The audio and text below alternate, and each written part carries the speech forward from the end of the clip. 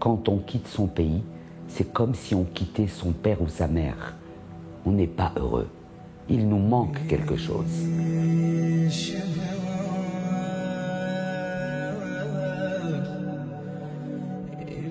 Je suis né dans un Maroc de respect, de paix, de fraternité, de cohabitation, de complicité, de fusion, de partage.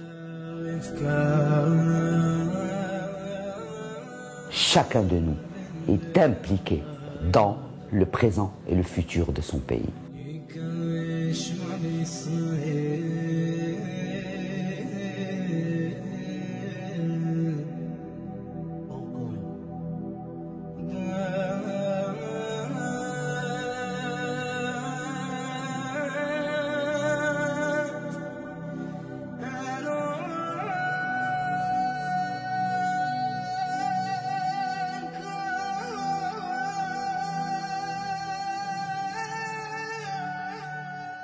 En 67, j'ai assisté, j'avais 9 ans, j'ai assisté à une métamorphose complète de l'ambiance du pays.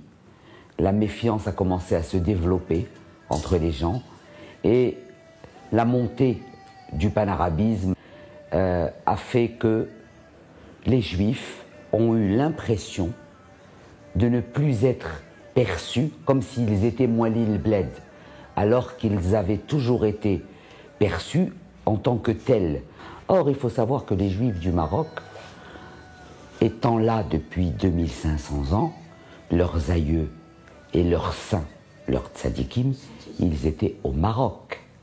Donc, se sentant affaiblis, se sentant effrayés, pensant qu'on allait leur réserver le même sort qu'aux Juifs de l'Allemagne, qu'aux Juifs de l'Algérie, tout le monde après a fait le choix de partir. Il y avait ce point-là. Il y avait aussi le manque d'écoles supérieures, le manque de débouchés scolaires à l'époque. Donc c'est devenu à la mode. J'ai le bac, je m'en vais.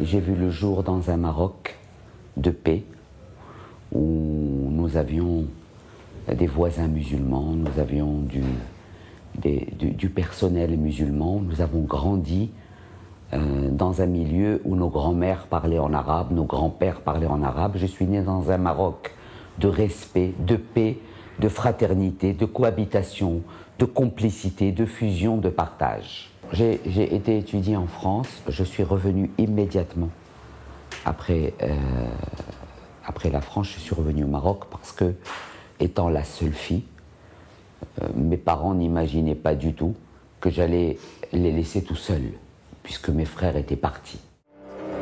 La joie de se retrouver entre amis, la sensation de rythmer la vie, ce bonheur de vivre. À mon retour de France, j'ai travaillé dans une société qui s'appelait Top Publicité International, qui était la société leader dans le monde du marketing, de la communication et de la production de films publicitaires. Je pense qu'on a fait les plus beaux films publicitaires à connotation très marocaine.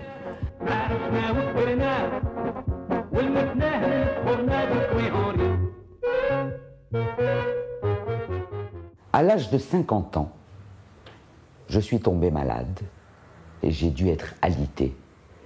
Et c'est à ce moment-là que une de mes grandes amies, Fatema Shahid, qui est poétesse, écrivaine, m'a dit la phrase suivante: Nicole, tu ne peux pas priver ton pays que tu aimes tant de ta plume. Et c'est là où la Renaissance est sortie. Si je me définis aujourd'hui, je dirais que je suis une plume marocaine dédiée à parler du Maroc, de ses mémoires juives et musulmanes. Après la Renaissance,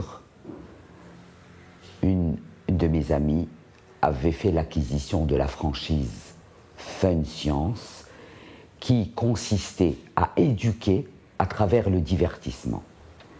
Et c'est comme ça que nous avons traduit le contenu de la franchise et qu'il en est né l'émission Brit Naraf qui passe encore actuellement sur 2M. Le principe, c'est d'éduquer les enfants marocains avec Taqalid Diaoulna, donc de faire une capsule pédagogique maroco-marocaine pour les enfants du Maroc. كيفاش هادشي كله؟ بغيتي تفهمي وجيبي لي عافاك واحد القهوه وغادي نفهمها لك انت وهاد الاطفال الزويونين اللي كيتفرجوا فينا نفهموا لكم بواحد التجربه علميه بسيطه بزاف. واخا.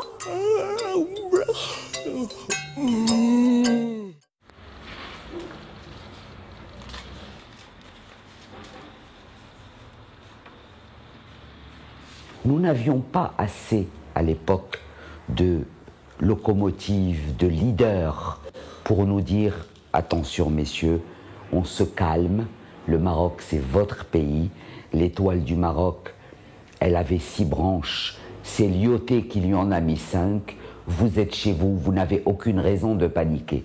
Nous n'avons pas eu ça.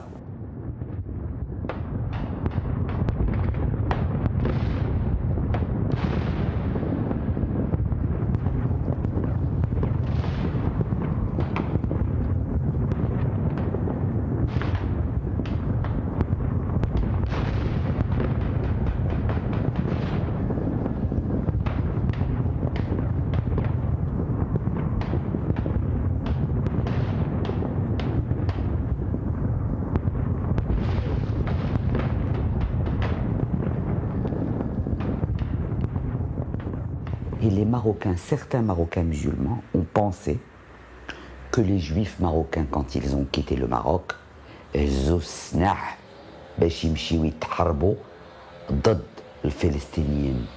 erreur. Si la guerre du Moyen-Orient avait été dans les mains des Juifs marocains, elle n'aurait jamais duré 60 ans. Pourquoi? Parce que les Juifs marocains avaient l'habitude de cohabiter avec des musulmans. Donc, on n'a pas donné d'écho ni à ces Juifs marocains qui étaient en Israël, ni à ces musulmans marocains, pour qu'ils puissent faire perdurer cette histoire. Parce que cette histoire, c'est une des plus belles histoires de l'humanité. Quand on réalise que Sa Majesté Mohamed V a interdit aux nazis de venir chercher les Juifs du Maroc, je peux vous dire qu'à cette époque, aucun roi au monde musulman ne l'aurait fait. Depuis Sa Majesté Mohamed V, nous avons des rois de la dynastie alaouite qui sont pleinement conscients que nous sommes leurs enfants, que nous faisons partie de l'identité de ce pays. D'ailleurs, la dernière constitution, elle est très claire. Les Juifs font partie de l'identité du Maroc. Et je peux vous dire que quand on quitte son pays, c'est comme si on quittait son père ou sa mère. On n'est pas heureux. Il nous manque quelque chose.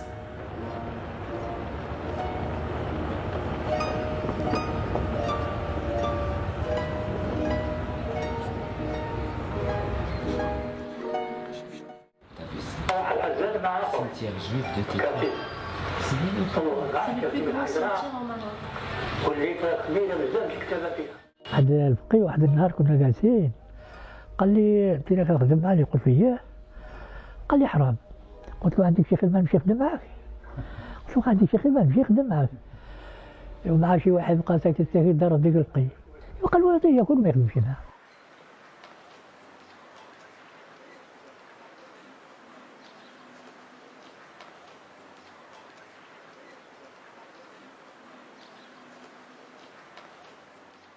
Aujourd'hui, lorsque vous voyez le nombre de Juifs qui viennent de l'étranger pour pèleriner leurs saints enterrés au Maroc, vous voyez sur leur visage à quel point cette simplicité, cette liberté, parce que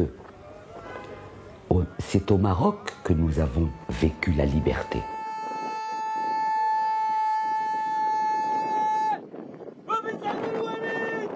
À l'heure où je vous parle, il y a 1500 juifs marocains vivant entre Israël, la France et le Canada. Ils sont tous venus, ils ont pris des avions, ils ont fait le circuit avec les tour opérateurs pour assister ce soir à cette Heiloula. Donc regardez un petit peu quand je vous dis qu'ils sont partis et qu'ils ont laissé ici leurs racines. Donnez-moi une autre explication. Comment estimez-vous qu'un juif marocain qui vit en Israël va prendre un avion pour venir à un moussem ou une Heiloula au Maroc? C'est donc qu'il y a des liens très très forts. Maintenant, le cas d'école que nous sommes aujourd'hui, à qui vous pouvez aller raconter que 700 tombeaux de saints juifs sont surveillés par des musulmans qui vous disent, quand vous allez faire un pèlerinage,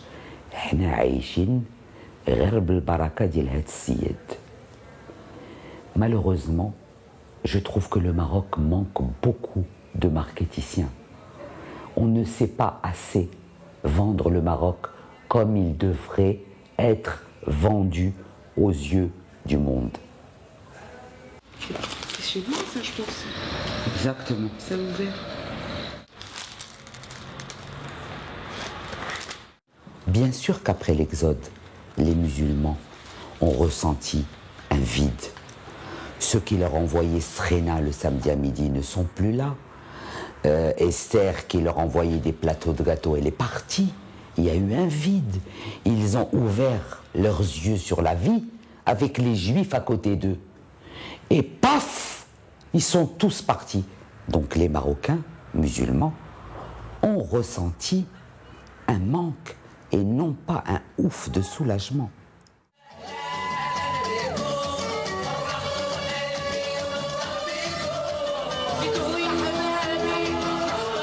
Les Juifs, eux, qui sont partis en Israël, qu'est-ce qu'ils ont fait? Ils ont reconstitué l'ambiance du Maroc dans la ville d'Ashdod.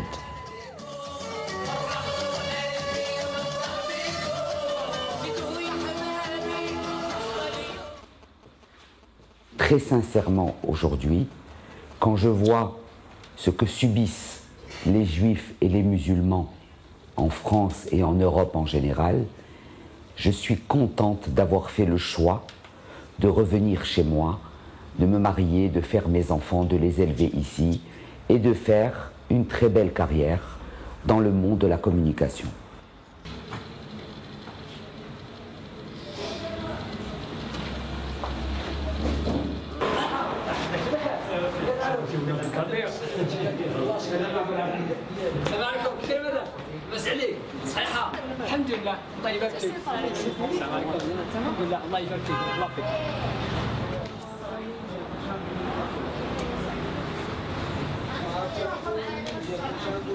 Nous, les Marocains du monde, on doit être unis, mais jusqu'à l'éternité pour que jamais le Maroc ne puisse voir du sang dans la rue ou des gens s'entretuer. Chacun de nous est impliqué dans le présent et le futur de son pays.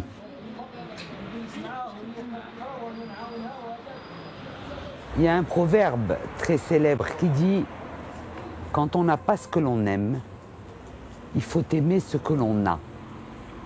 Et nous avons un pays que nous devons aimer chaque jour de plus en plus fort pour le protéger de l'intégrisme, de toutes les personnes qui voudraient casser notre image. Nous devons tous être fiers du Maroc d'aujourd'hui. Parce que c'est nous tous ensemble qui pourrons le construire pour les enfants de demain.